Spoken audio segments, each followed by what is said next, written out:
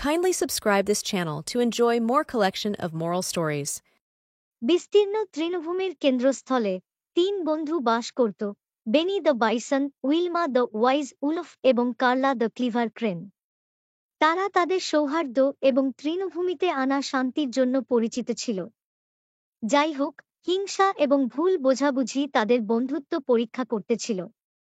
এক রৌদ্রোজ্জ্বল দিনে বেনি, উইলমা এবং কার্লা ক্রিস্টাল ক্লিয়ার পুকুরের কাছে সূর্যের উষ্ণতায় ধুঁকতে জড়ো হয়েছিল।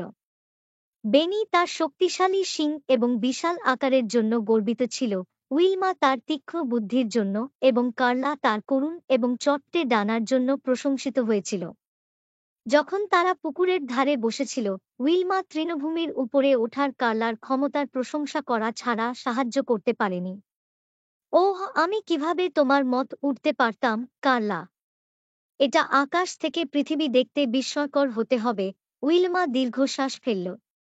কার্লা পালাক্রমে বেনির শক্তিশালী শিংগুলির দিকে তাকিয়ে বলল, এবং আমি প্রায়শই আপনার শিংগুলির শক্তি এবং মহিমা পাওয়ার স্বপ্ন দেখি, বেনি। তারা যে সম্মানের আদেশ দেয় তা কল্পনা করুন। বেনি কিছুটা বাদ বোধ করে উইলমা এবং কার্লার দিকে তাকিয়ে ভাবল, আমি যদি উইলমার অধিকারী বুদ্ধি এবং প্রজ্ঞা থাকতাম। এটি খুব মূল্যবান বলে মনে হয়। তারা খুব কমই জানত যে হিংসার এই ক্ষণস্থায়ী চিন্তাগুলি তাদের হৃদয়ে হিংসার বীজ রোপণ করবে।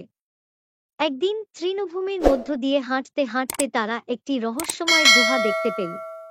জ্ঞানী বৃদ্ধ পেঁচা, যিনি তৃণভূমির রক্ষক ছিলেন, উপস্থিত হয়ে বললেন, প্রিয় বন্ধুরা, এই জাদুকরী গুহাটির ক্ষমতা আছে তোমাদের প্রত্যেকের একটি ইচ্ছা প্রদান করার। বুদ্ধিমত্তার সাথে বেছে নিন এবং আপনার গভীর আকাঙ্ক্ষা পূর্ণ হবে। বেনি, উইলমা এবং কার্লা আগ্রহের সাথে তাদের ইচ্ছা প্রকাশ করায় উত্তেজনা বাতাসে ভরে গেল। বেনি উইলমার বুদ্ধি কামনা করেছিলেন, উইলমা কার্লার ডানা কামনা করেছিলেন এবং কার্লা বেনির শক্তিশালী শিংগুলির জন্য কামনা করেছিলেন। এক মুহূর্তে গুহাটি জাদুতে জ্বলজ্বল করে এবং তাদের ইচ্ছা মঞ্জুর করা হয়েছিল। যাই হোক, সুখ আনার পরিবর্তে তাদের ইচ্ছা বিশৃঙ্খলার দিকে নিয়ে যায়। বেনি এখন উইলমার বুদ্ধির অধিকারী, নিজেকে গভীর চিন্তায় হারিয়ে গেছে, তৃণভূমির সরলতা উপভোগ করতে অক্ষম। উইলমা কার্লার ডানা সহ তার ফ্লাইট নিয়ন্ত্রণ করতে লড়াই করেছিল, অস্থির এবং জায়গার বাইরে বোধ করেছিল। কার্লা বেনির শিংগুলির সাথে সেগুলিকে ভারী এবং ভারসাম্যপূর্ণ বলে মনে করেছিল, তার একবারে সুন্দর চলাফেরা সীমিত করেছিল।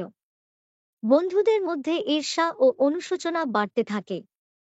তারা তাদের আসল উপহারের জন্য আকাঙ্ক্ষা করেছিল এবং তারা যে অনন্য শক্তির অধিকারী ছিল তার প্রশংসা করতে ব্যর্থ হয়েছিল।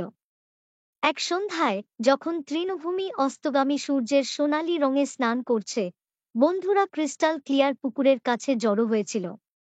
পরিবেশ ছিল উত্তেজনাপূর্ণ, অব্যক্ত অনুশোচনায় ভরা। বুদ্ধিমান বুড়ো পেঁচা তাদের অশান্তি অনুভব করল এবং তাদের কাছে গেল। প্রিয় বন্ধুরা, তৃণভূমির জাদু আপনার কাছে থাকা উপহারগুলির মধ্যে নয়, বরং আপনি একসাথে যে সম্প্রীতি তৈরি করেন তাতে নিহিত। আপনার অনন্য শক্তিগুলিকে আলিঙ্গন করুন এবং আপনার মধ্যে বৈচিত্র্যের প্রশংসা করুন, জ্ঞানী বুড়ো আউল পরামর্শ দিয়েছিলেন। তাদের ইচ্ছার মূর্খতা উপলব্ধি করে বেনি, উইলমা এবং কার্লা তাদের ক্ষমা প্রার্থনা প্রকাশ করেছেন এবং তাদের নতুন পাওয়া জ্ঞান ভাগ করেছেন। ঐন্দ্রজালিক গুহা তাদের আন্তরিকতা অনুধাবন করে তাদের আসল রূপগুলিতে ফিরে যাওয়ার দ্বিতীয় সুযোগ দিয়েছে। তাদের হৃদয়ে কৃতজ্ঞতা সহ বেনি, উইলমা এবং কার্লা তাদের আসল আত্মায় ফিরে আসেন। তারা তাদের স্বতন্ত্র শক্তির প্রকৃত সৌন্দর্য আবিষ্কার করেছে এবং তৃণভূমিতে আনা প্রতিটি অনন্য উপহারের প্রশংসা করতে শিখেছে। সেই দিন থেকে বেনির শক্তি, উইলমার বুদ্ধি এবং কার্লার তৎপরতা একে অপরের পরিপূরক হিসাবে তৃণভূমির সামঞ্জস্য বৃদ্ধি পায়। তাদের বন্ধুত্ব একতার আলোকবর্তিকা হয়ে ওঠে, তৃণভূমির প্রাণীদের শেখায় যে সত্যিকারের সুখ নিজের উপহার গ্রহণ করা এবং অন্যের শক্তি উদযাপন করার মধ্যে রয়েছে। এবং তাই তৃণভূমিটি আনন্দ এবং বন্ধুত্বের একটি আশ্রয়স্থল হয়ে রইল, যেখানে হিংসা এবং কৃতজ্ঞতার পাঠগুলি ঝরঝরে পাতা এবং মৃদু বাতাসের মাধ্যমে প্রতিধ্বনিত হয়েছিল, যা সমস্ত বাসিন্দাকে স্বীকৃতি এবং সম্প্রীতির মধ্যে থাকা জাদুটির কথা মনে করিয়ে দেয়।